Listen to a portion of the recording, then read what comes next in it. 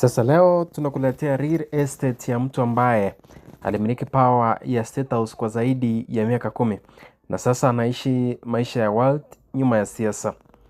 Tunamwongelea Uhuru Muigai Kenyatta, rais wa 4 wa nchi ya Kenya, na nyumba zake za multi-million shillings na estates alizomiliki kabla na baada ya kustaafu.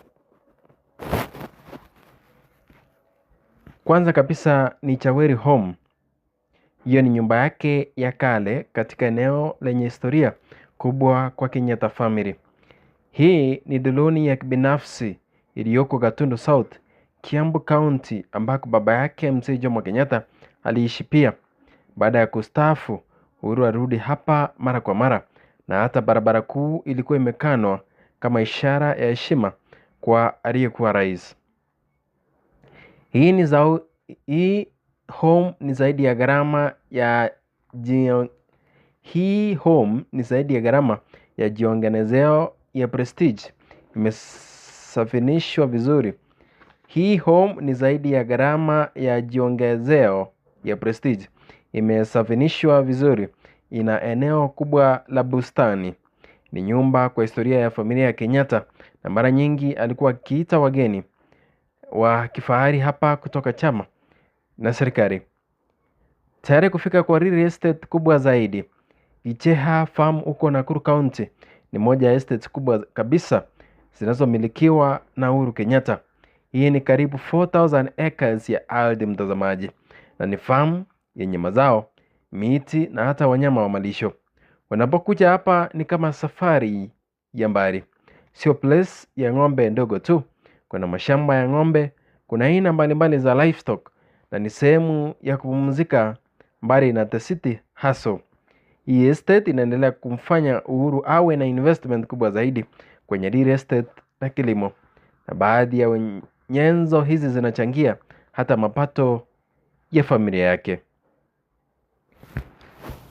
Olimongi Ranch ambayo inapatikana na Narok County Kenya. Watu wengi wanasikianga Ishaweri lakini hawajawahi fika. Honestly speaking, sikuwahi jua kama president ametoka area yenyu, mnakuanga blessed hivyo. Na kuambia hii area in terms of infrastructure ni noma sana. Hauwezi compare mahali tumetoka Nairobi. You can imagine unafika tu hivi kakijiji, lakini eneo hili kama nyumba ya kutulia baada ya kustaafu, na mara nyingi amekuwa akionekana akitembelea wakazi wa eneo hilo. Pia safari ya Wild Drive ni moja ya big draw hapa. Unaweza kukaa ukitazama mienendo ya wanyama wa wild beast, lion na elephants, kitu ambacho tayari watu wengi wameanza kuzungumza juu yake pale online. Na sio tu kwa mipango ya kuanzisha tourist lodge, huko ni kuongoza investment zaidi.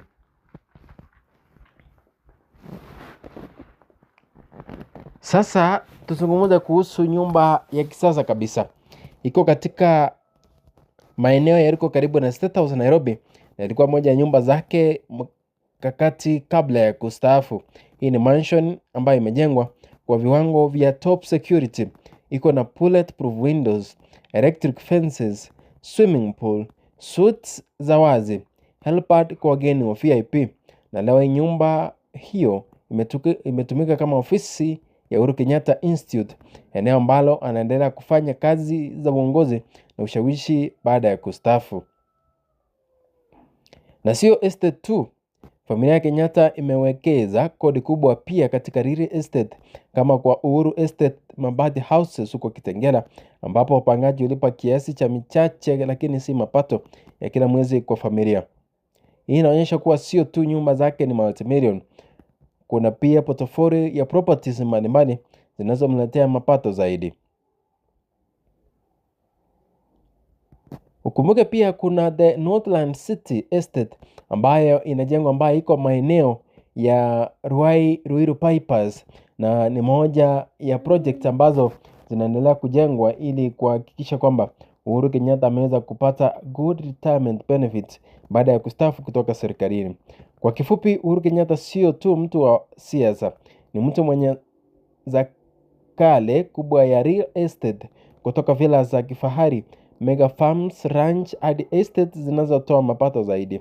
Hii inaonyesha kuwa maisha ya baada ya siasa kwa Uhuru ni judgment ya world kubwa na Said kupitia assets anazoziacha nyuma.